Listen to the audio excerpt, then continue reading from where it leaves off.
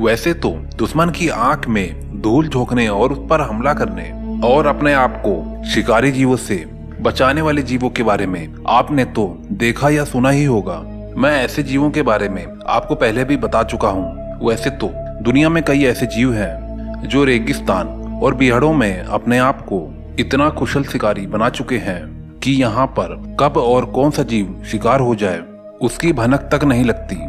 दोस्तों, वीडियो बनाने में काफी मेहनत लगती है और आप लोग बिना सब्सक्राइब किए चले जाते हैं। प्लीज दोस्तों, चैनल को सब्सक्राइब करके मुझे अपना सपोर्ट जरूर दें। एंट लायंस डेथ ट्रैप। ये जीव अपने शिकार को फंसाने के लिए रेगिस्तान में डेथ ट्रैप बनाता है।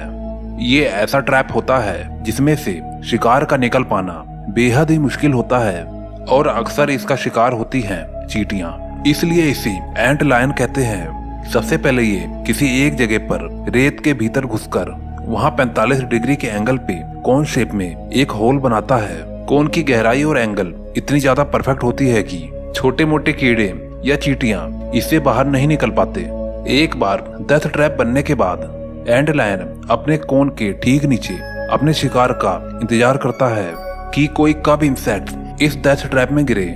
जैसे ही कोई इंसेक्ट या कोई चींटी इस ट्रैप में गिरते हैं और बाहर निकलने की कोशिश करते हैं, तभी रेत के छोटे छोटे कण ढहने लगते हैं जिससे इंसेक्ट्स या चींटी बाहर की तरफ निकल नहीं पाते। इधर एंट लायन रेत के कणों को बाहर की तरफ फेंकने लगता है जिससे ऊपर की रेत कोन के बेस में ही ढहने लगती है और शिकार फिसलने लगता है। एक बार जब शिकार एंट लायन के पकड़ में आता है तो फिर वो उसे डंक मारकर उसे पैरालाइज कर देता है और कभी कभी अपने शिकार को पकड़कर और उसे पटक पटक कर उसकी जान ले लेता है और फिर लास्ट में उसे पकड़कर इस डेथ ट्रैप के भीतर उसे गायब कर देता है। Side winder snake. ये सांप 18 घंटे प्रति मील की स्पीड से चल सकते हैं, मगर ये अपने शिकार को पकड़ने के लिए उसका पीछा नहीं करते, बल्कि एक जगह पर छुपकर अपने शिकार के लिए उस पर घात लगाए बैठे रहते हैं। सबसे पहले ये अपने शिकार को टारगेट करता है, फिर ऐसी जगह तलाश करता है जहां पर उसके टारगेट जीव की अच्छी खासी गतिविधि होगी और उसके अनुकूल होगी। फिर उस जगह पर अपने शरीर को टेढ़े मेढ़े तरीके से हिला हिलाकर अपने ऊपर रेत डालकर अपने आप को छिपा लेता है और सिर्फ बाहर रह जाती हैं तो वो आंखें। दूसरी तरफ खतरे से अनजान छिपकली अपने भोजन के तलाश में जाने अनजाने में मौत के मुंह में पहुंच जाती है।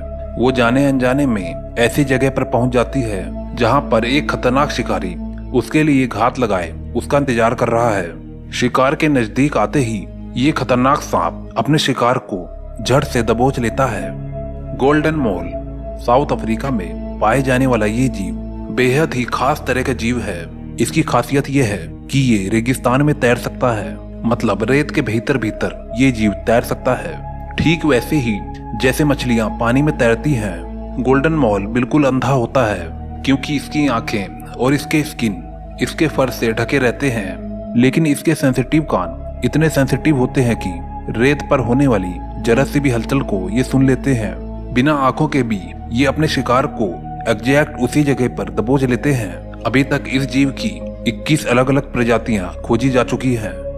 स्पूर स्पाइडर। ये मकड़ी शिकार पर छुपकर हमला करने से पहले अपने आप को रेत के जाल में छुपा लेती है। छुपने के लिए ये एक ऐसी जगह को ढूंढती है जहां पर चींटियों की आवाजाही लगी रहती है।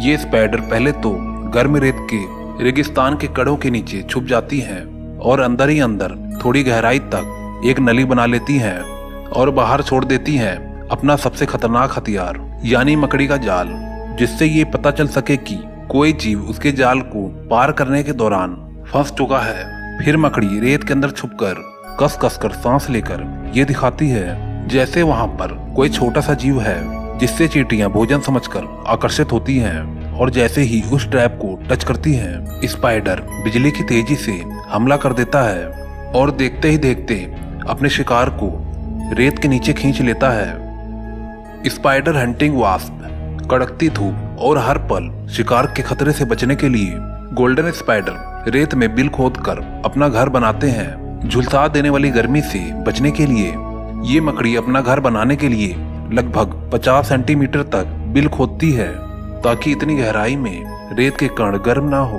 यहाँ रेगिस्तान में इस मकड़ी का कोई कट्टर दुश्मन है तो वो है स्पाइडर हंटिंग वास्प, क्योंकि ये मकड़ियों को बड़ी भयानक मौत मारती है। रेत के घर में छुपे मकड़ी को ये हंटिंग वास्प बेसब्री से ढूंढती रहती है और जरा से भी भनक लगने पर ये रेत को बहुत ही तेजी से खोदने लगती है।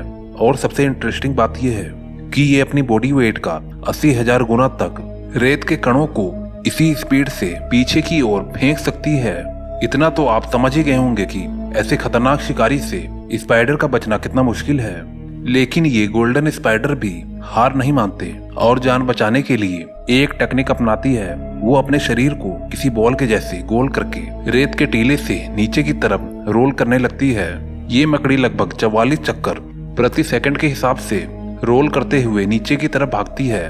कभी कभी इस टेक्निक से ये इतनी दूर निकल जाती है कि इसकी जान शिकारियों से बच जाती है, लेकिन हर बार इसकी किस्मत इतनी अच्छी नहीं होती। वास्प के खतरनाक डंक से मकड़ी पैरालाइज हो जाती है और फिर मकड़ी के पेड़ के अंदर वास्प अपने अंडे इंजेक्ट करके उसे रेत के बिल में ही छुपा देती है। दोस्तों, क्या आपको इसका पार्ट 2 भी चाहिए? हमें कमेंट करके जरूर बताएं। दुनिया के सबसे बड़े जंगल अमेजोन के बारे में आपने तो सुना ही होगा। अमेजोन का जंगल हमारे पृथ्वी का फेफड़ा माना जाता है, क्योंकि पृथ्वी का 20% ऑक्सीजन अमेजोन के जंगल से ही आता है। आज की इस वीडियो में हम आपको अमेजोन के जंगल से जुड़े कुछ ऐसे रहस्य बताने वाले हैं जिसको सुनकर आप चौंक भी सकते हैं। तो चलिए हम लोग चलते हैं अमेजोन के जंगल की सैर पर। लैटिन अमेरिका में मौजूद ये अमेजोन का जंगल एक नहीं बल्कि 9 देशों में फैला हुआ है। इसका 60% भाग ब्राजील में, 13% पेरू में, 10% कोलंबिया में और जो बचा 17% वो बाकी के 5 देशों में फैला हुआ है। क्या आपको पता है अमेजोन के जंगल में 4 अरब से भी ज्यादा पेड़ मौजूद हैं। ये पेड़ इतने बड़े और घने हैं कि यहाँ की जमीन धूप के लिए भी तरस जाती है, यानी कि कई हिस्सों में सूरज की रोशनी जमीन तक पहुँच ही नहीं पाती है। दुनिया के जंगलों से 62% हिस्सा अमेजोन के जंगलों से ही आता है। क्या आपको पता है कि अमेजोन के जंगलों का कुल क्षेत्रफल 5.5 मिलियन स्क्वायर किलोमीटर है, जो कि हमारे भारत के क्षेत्रफल से भी ज्यादा है।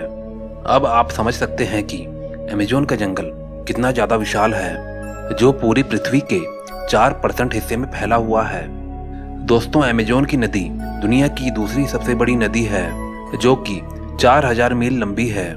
लेकिन अगर पानी के स्टोरेज की बात की जाए तो अमेजोन की नदी दुनिया की सबसे बड़ी नदी है। तो आज अमेजोन के जंगल में अलग अलग हिस्से में अलग अलग तरीके के आदिवासी पाए जाते हैं। कुछ आदिवासी तो बहुत ज्यादा खतरनाक होते हैं और कुछ आदिवासी तो बहुत ज्यादा नम्र भाव के होते हैं। जो नम्र भाव के आदिवासी होते हैं वह अमेजोन के जंगल के बाहरी हिस्से में रहते हैं और वह हमारी दुनिया से कांटेक्ट में भी है और जल्दी ही बाहरी दुनिया से उनके अच्छे संबंध भी बने हैं। जब भी कोई टूरिस्ट इन्हें देखने जाता है तो यह अपने डांस से सभी टूरिस्ट को लुभा देते हैं। यह डांस ही नहीं, यह इनकी संस्कृति भी है। यह अपनी संस्कृति को बनाए रखने के लिए हमेशा कोई न कोई कार्यक्रम करते रहते हैं। दोस्तों, अगर आपको आदिवासियों के बारे में और कुछ भी जानना है तो हमारे चैनल को जल्दी से सब्सक्राइब कर लें और बेल आइकन को जरूर दबा दें। अगर आप हमारे चैनल को सब्सक्राइब नहीं करोगे तो हमारी आने वाली अगली वीडियो आपको नहीं मिलेगी। दोस्तों, अगर आपको वीडियो अच्छी लगी हो तो एक लाइक जरूर दे के जाना। मैं मिलता हूँ आपको नेक्स्ट वीडियो में। Okay, bye. दोस्तों, अगर आपको इस वीडियो का पार्ट 2 देखना है तो चैनल को जरूर सब्सक्राइब करें। दोस्तों, इस वीडियो को बनाने में मुझे काफी मेहनत लगी है। आपको एक लाइक करने में सिर्फ 1 सेकंड लगेगा। प्लीज दोस्तों, लाइक किए बिना बिल्कुल भी मत जाना। मैं आपको मिलता हूँ नेक्स्ट वीडियो में। Okay, bye.